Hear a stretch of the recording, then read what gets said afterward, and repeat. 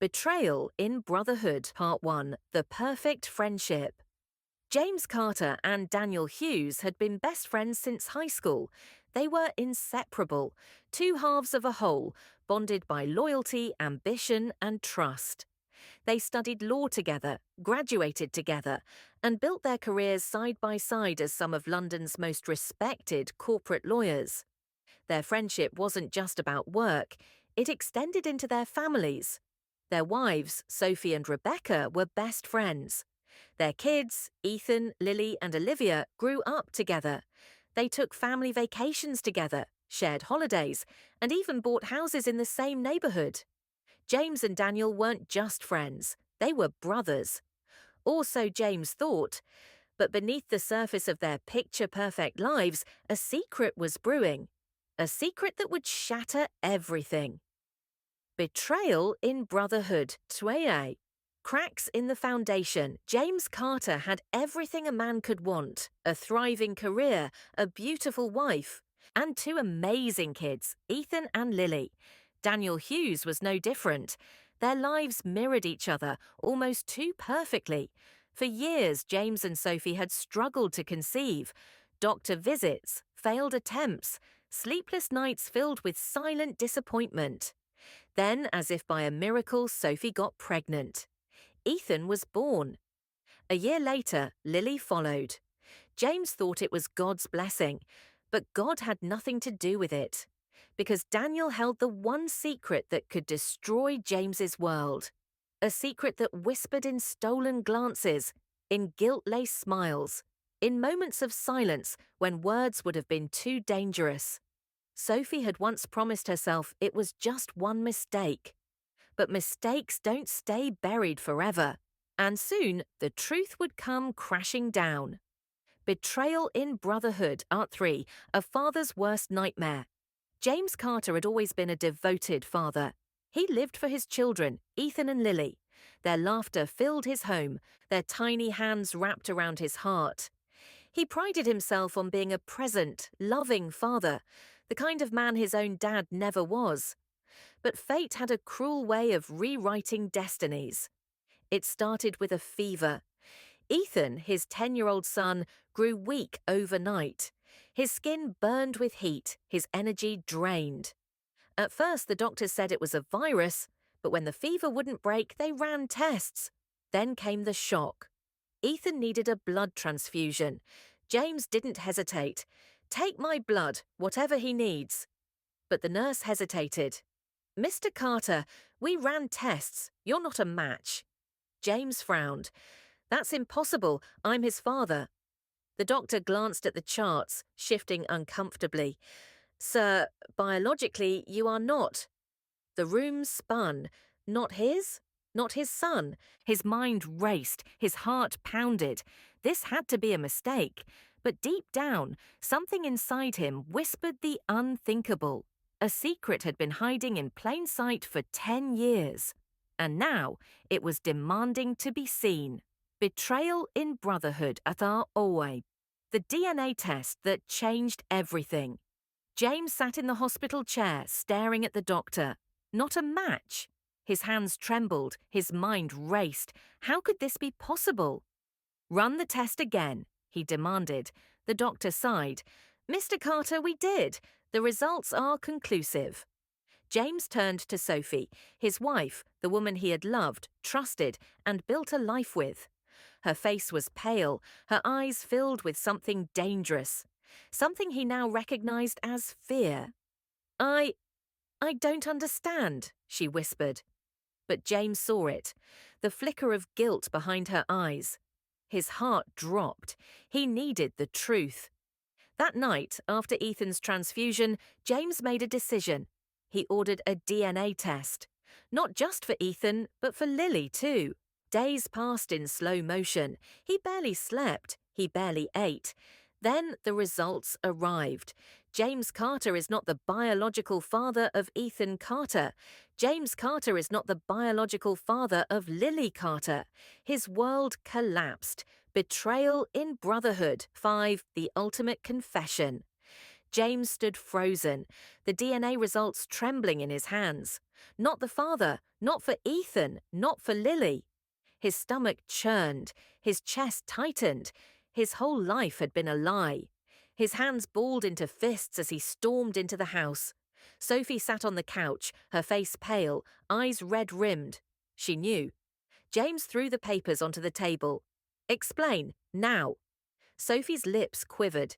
Tears welled in her eyes, but James wasn't moved. James, please." "Who?" he growled, his voice dark, dangerous. She swallowed hard. Silence. "Who, Sophie?" His voice thundered through the house. She flinched, and then, in a whisper so low it barely escaped her lips, she said the name that would destroy him. "Daniel!" Everything stopped. The air was sucked from his lungs. His head spun. Daniel? His best friend? His brother? No, it couldn't be. James let out a broken laugh. "You're lying." Sophie shook her head, tears streaming down her face. "It was years ago, James," she sobbed. "When we were struggling to have kids. I was desperate, and Daniel—" "Stop," James cut her off, his voice ice cold. But she kept talking, her words like daggers to his soul. "It was a mistake, James. It only happened once."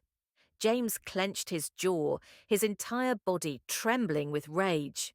Once? Ethan was 10. Lily was 7. It didn't happen once. It happened twice.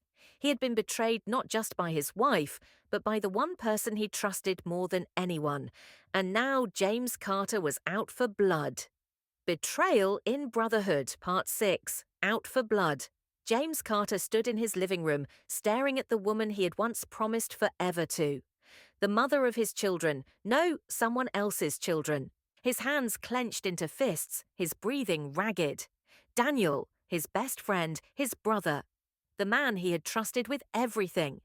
And now, that man had been sleeping with his wife, fathering his children.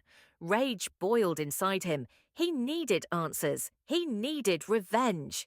Without another word, he grabbed his car keys and stormed out. Sophie ran after him, screaming, "James, please, don't do something you'll regret." Too late. Daniel's house. 15 minutes later, James banged on the door so hard the entire frame shook. The door swung open. Daniel stood there, confused, then terrified. He barely had time to react before James's fist crashed into his jaw. Thud. Daniel hit the ground. "You bastard!" James roared, grabbing him by the collar. "What are you talking about, James?" James threw the DNA test results in his face. Daniel picked them up, his hands trembling. His eyes darted across the words. His face went pale. "James, I can explain." James's fist clenched. "Say one more word, and I swear to God. Look, I didn't mean for it to happen," Daniel blurted out. "It was a mistake. I never wanted to hurt you. A mistake? A mistake." James lunged at him again, but this time Daniel fought back. Fists flew, tables crashed, years of friendship torn apart in a matter of seconds. Sophie arrived, screaming, pulling James back. "Stop it, both of you! Think about the kids!" she sobbed. James wiped the blood from his lip, his chest heaving. He looked Daniel dead in the eyes. "You are dead to me." Then he turned to Sophie. "And so are you." Betrayal in Brotherhood 7. The fallout. Stormed out of Daniel's house, blood on his knuckles, rage in his veins, and betrayal cutting deeper than any wound. His mind screamed for clarity, but how do you think straight when your best friend fathers your children? He drove aimlessly through the streets of London, headlights blurring into streaks of light. His hands gripped the wheel so tightly his knuckles turned white. The next morning, James hadn't slept. He sat at the kitchen table, the DNA results still in front of him, mocking him. Sophie stood at a distance, her face swollen from crying. "James," she whispered. He didn't look up. "I need you to understand," she continued, voice trembling. "I never wanted to hurt you. I love you." James finally met her gaze, cold, emotionless, empty. "You love me?" His voice was hollow. Is that what you told Daniel while you were in our bed? She flinched. James, it was years ago. We were trying so hard to have kids. You were so stressed. I was scared, desperate. James let out a bitter laugh. Desperate? So your solution was my best friend? Tears streamed down her face. I thought it was just one night. But when I got pregnant, I didn't know what to do. I wanted to tell you, I swear. James stood up so fast the chair scraped against the floor. But you didn't, he said. You let me believe a lie for 10 years. Silence. He exhaled sharply, his decision already made. I want a divorce. Sophie's knees buckled. James, please, think about Ethan and Lily. His heart clenched. He loved those kids. They were his world. But they weren't his. They deserve the truth, he said, voice breaking. And so do I. Without another word, he walked out the door. His marriage was over. His friendship was destroyed. And James Carter was no longer the man he used to be. Betrayal in Brotherhood, SEA. Part 8, the aftermath. James Carter walked out of his house, his home, for the last time.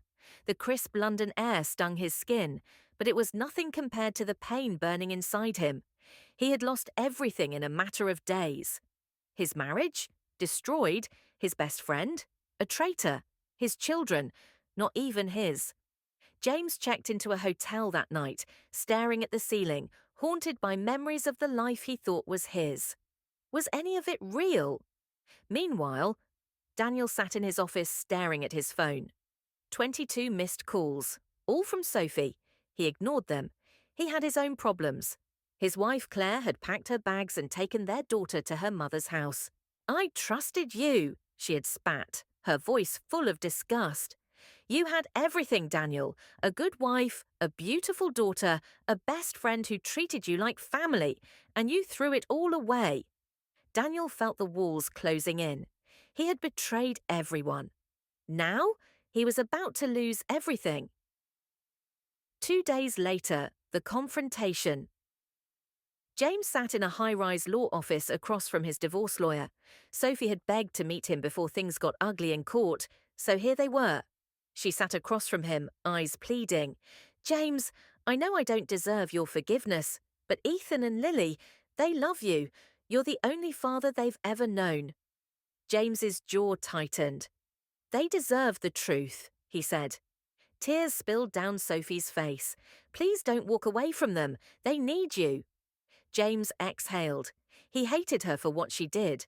But Ethan and Lily, they were innocent. He rubbed his temples. I need time. Sophie nodded, relief washing over her face. James stood, buttoning his suit jacket. But as for you, Sophie, we're done. And with that, he walked out. Betrayal in Brotherhood. Part 9, A Father's Dilemma. James Carter sat alone in his hotel room, staring at a framed photo of Ethan and Lily. Their laughter echoed in his memory. The bedtime stories, the soccer games, the whispered, I love you, Dad, before they drifted off to sleep. But he wasn't their father. He gritted his teeth. Did that even matter? His phone buzzed. A message from Sophie. Sophie, Ethan keeps asking why you haven't come home. He misses you. Please, James, just see them. James ran a hand down his face. Seeing them would rip him apart. But staying away was killing him. Meanwhile, Daniel sat in his office, guilt eating him alive. He had spent the last few days drowning in whiskey, avoiding everyone, including Sophie. But today he had to face reality. His assistant walked in. Mr. Hughes, your wife is here. Daniel's heart pounded. Claire. She stepped inside, her face cold, unreadable. She placed a document on his desk. Daniel picked it up. Divorce papers. His breath caught. Claire, please, she held up a hand. Save it. I made a mistake, he pleaded. A terrible one. But I love you. I love our daughter. Claire shook her head. Love? You don't even know what love is. She turned to leave, then stopped. And just so you know, James is a better father to Ethan and Lily than you will ever be. Daniel felt the words cut through him like a knife. As the door closed behind her, he realized he had lost everything. Later that night, a decision. James sat parked outside his old house. Inside, the lights were on. He could see Ethan sitting at the dining table, chin resting in his hands, waiting. James swallowed hard. They weren't his, but in his heart they still were. He opened the car door and stepped out. Betrayal in Brotherhood, Art 10, A Father's Choice. James Carter took a deep breath and stepped toward the house he once called home. With each step, his mind screamed at him to turn back. They aren't yours. They never were. Walk away. But his heart, it whispered something else. They're still your kids. He knocked on the door. A few seconds later, Ethan opened it. His son, no, Daniel's son. Ethan's eyes lit up. Dad? James's chest tightened. His throat burned. Hey, buddy. His voice was hoarse. Before he could say anything else, Ethan threw himself into James's arms. I thought you weren't coming back, Ethan mumbled into his chest. James held him tight, his heart breaking all over again. I'll always be here, James whispered, because no matter what DNA said, these kids were his. Inside the house, a tense reunion. Sophie stood in the hallway, watching. James gently pulled away from Ethan, locking eyes with her. We need to talk, he said. Sophie nodded, leading him to the living room while Ethan ran off to tell Lily that Dad was home. James sat down, rubbing his temples. I need to be in their lives, Sophie. I don't care what happened between us, they're still my kids. Sophie wiped a tear away. I was hoping you'd say that. James exhaled, trying to hold himself together. But, he added, his tone sharpening, that doesn't mean I forgive you, or him. Sophie's face fell. I can co-parent, but we're done. Sophie nodded slowly. She knew she had lost him forever. Meanwhile, Daniel sat alone in his apartment, drowning in guilt. His best friend hated him. His wife had left him. And now, he might lose his children too. His phone buzzed. A message from Sophie. Sophie, James is here. He's staying in the kids' lives. Daniel exhaled in relief. At least they wouldn't lose the only father they had ever known. But where did that leave him? The road ahead. As James left the house that night, Ethan and Lily waved from the window, smiling. He smiled back, but inside he was still broken. Time would heal, but trust, that might never come back. Betrayal in Brotherhood, always. Part 11, The Unfinished Battle. James Carter sat in his office staring at his reflection in the darkened window. He had spent the last 10 years believing in a lie that had taken everything. From him, his marriage, his best friend, and the foundation of the life he had built. But one thing remained. Ethan and Lily. They weren't his by blood, but he was still their father, and he had made a decision. He would fight for full custody. Meanwhile, Daniel sat in the corner of a dimly lit bar, a drink in his hand. The weight of his betrayal had crushed him. Claire had filed for divorce. James wanted nothing to do with him. And Sophie, she barely spoke to him anymore, but what scared him the most was the possibility of losing his children. His phone buzzed, a message from Sophie. Sophie, James wants full custody. Daniel's stomach twisted. No, his hands trembled as he typed a reply. Daniel, he can't do that. They're my kids. Sophie's response was instant. Sophie, then fight for them. Daniel clenched his jaw. He had already lost so much, he couldn't lose them too. The courtroom showdown. A week later, James and Daniel sat across from each other in the family court. The tension was suffocating. James looked calm, but his fists were clenched beneath the table. This was war. Daniel, on the other hand, looked like a man on the edge. Because he was. The judge cleared her throat. Mr. Carter, you are not the biological father of these children. James nodded. That's true. Then why are you seeking full custody? James leaned forward, his voice unwavering. Because I have been their father since the day they were born. I was there for their first steps, their first words, their nightmares, their victories. DNA doesn't change that. The judge turned to Daniel. Mr. Hughes, as the biological father, do you contest this? Daniel's jaw tightened. He looked at James, the man who had unknowingly raised his children, loved them, fought for them. And for the first time, Daniel realized something.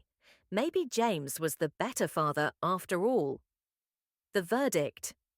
The judge looked over the case files, tapping her pen. Finally, she spoke. This is an unusual case. While Mr. Hughes is the biological father, Mr. Carter has played the paternal role all their lives. Therefore, I am granting joint custody. James exhaled in relief. Daniel slumped back in his chair. He hadn't lost them completely. But as James walked past him, their eyes met. There was no victory here. Just two broken men, bound together by the consequences of a betrayal neither could ever undo. Betrayal in Brotherhood. Part 12, The Final Reckoning. The gavel had fallen and the courtroom had emptied. But the war between James Carter and Daniel Hughes wasn't over. They had been granted joint custody, yet neither of them felt victorious. Because in the end, there were no winners, only broken trust, fractured families, and wounds too deep to heal. James, a father's resolve. James sat in Ethan's bedroom that night, watching his son sleep. His son. Maybe not by blood, but by every bedtime story, every scraped knee, every whispered, "I love you, Dad," in the dark. Could he truly share them with Daniel? Could he pretend everything was fine when the man who had been his brother had stolen his family? His heart told him no. But Ethan stirred, his sleepy voice breaking through James's thoughts. "Dad, you're not leaving again, are you?" James swallowed the lump in his throat. "No, buddy, I'm not going anywhere." And that was the moment he made his choice. He would put his anger aside. For them. Daniel, a friend. Turned enemy across town, Daniel sat in his empty apartment, staring at a glass of whiskey. The irony wasn't lost on him. He had won nothing. His wife had left him. His best friend despised him. And his children, his own flesh and blood, still loved James more. Would they ever call him Dad the way they called James? Would he ever be anything more than a biological footnote in their lives? The truth burned worse than the alcohol. Probably not, and the only person to blame was himself. The unexpected reunion. A month later, fate forced them together once more. It was Ethan's school play. James arrived first, taking a front row, seat beside Sophie and Lily. Then Daniel walked in. For a split second, their eyes met. The tension was unbearable. Lily, oblivious to the storm between them, smiled and waved at Daniel. He hesitated, then gave her a small wave back. James exhaled, forcing himself to speak first. "There's a seat here if you want it." Daniel looked at the empty chair beside James. The same man he had betrayed, lied to, destroyed. Could they ever go back? No. But maybe, just maybe, they could move forward. Daniel nodded and sat down, not as best friends, not as enemies, but as two fathers bound by the children they both loved. And as the curtains lifted, for the first time in a long time, peace settled between them. The end.